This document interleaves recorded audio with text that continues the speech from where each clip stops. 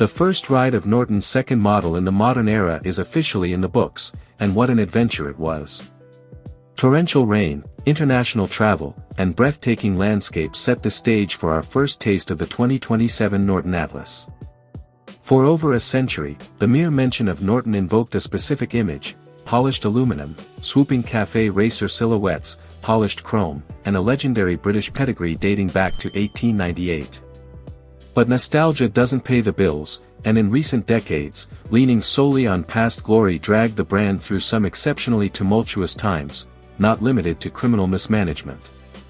5 years ago, Indian industrial giant TVS acquired Norton, a substantial investment for the British mark with the kind of backing that could truly bring the brand back to the market in earnest.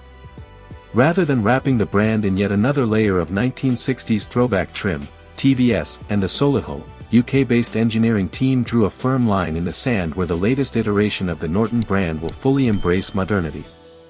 The result is the 2027 Norton Atlas, an adventure machine that abandons nostalgia in favor of clean design, which Norton describes as modern, integrated, and dramatic with connection.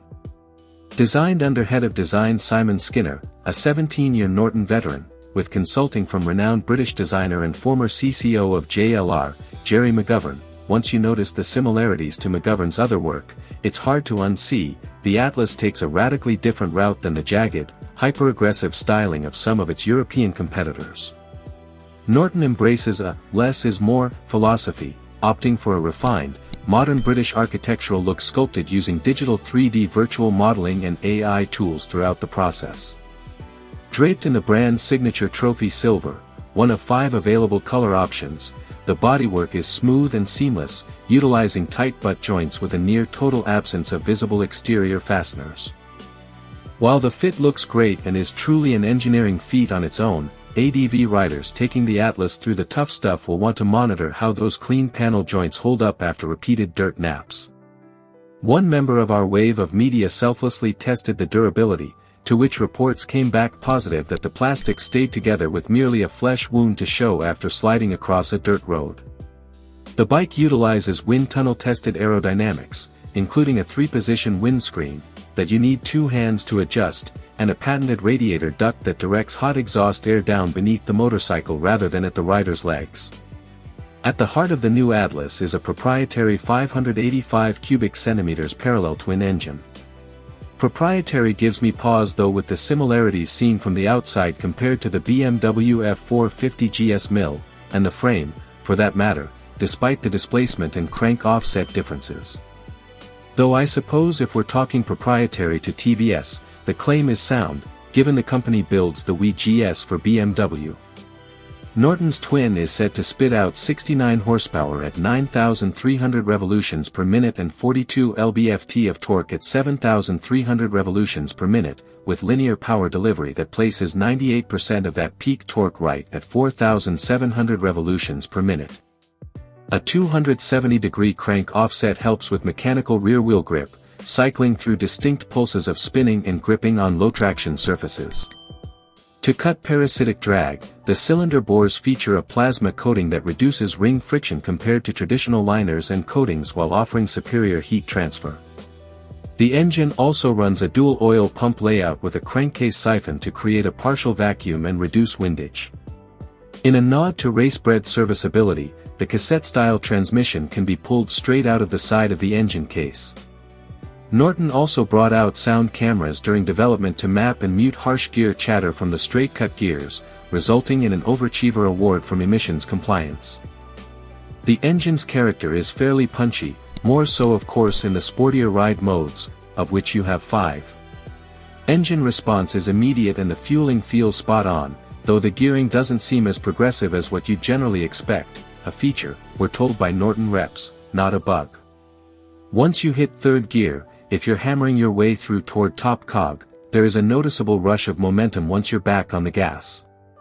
There is a similar, but not so stark contrast in 5th gear as well, while 6th very much feels like an overdrive gear. We're told that's because in 3rd you're likely out of the city, enjoying some space where you can tap into the machine's potential. I'm not sure I agree. I'd rather have a linear progressive delivery of power as I tick off the gears. Speaking of ticking off gears, that brings me to another niggle, the quickshifter. Finding a place in the revs where the quickshifter performed well was a challenge, not to mention I had a handful of times while using it where the transmission felt like it slipped halfway out of gear, with a disconcerting jerking. I also found getting in and out of third gear to be a challenge most of the time. Once I disabled the quickshifter in the display, I found nothing negative to say about the transmission. The most concerning experience I had with the Atlas was during our first photo passes. We had our first chance to go as fast as we dared, in the rain with unknown tire performance, for a few corners. While barreling into a downhill corner in the rain, using the quickshifter to downshift, the engine seemed to not only freewheel for a moment, but offer a slight bit of acceleration. My only explanation here would be that the drag torque control meant to assist the slipper clutch and limiting rear wheel lock-up, had gone a touch too far in managing the engine braking by actually opening the butterflies slightly. This only happened during aggressive riding, but it made for a hair-raising moment in adverse conditions. Once we were out of town and through the swirling windswept passes, I found the Atlas handling to be quite agreeable. The steel tubular frame rolls on a 19-inch front and 17-inch rear aluminum alloy wheel setup wrapped in Milano-engineered and India-made Eurogrip rubber. Combined with comfortable ergos for a rider of my 5'8" stature and a wide handlebar, the bike exhibits a nimble, quick-steering character that remains solid at highway speeds. Stopping power comes courtesy of dual 310mm front discs clamped by radial mount bi-bree calipers, fed by braided steel lines tuned for precise fluid volume so that the initial lever bite is dampened before ramping up quickly under harder braking, almost too quickly, which takes some recalibrating with your right hand.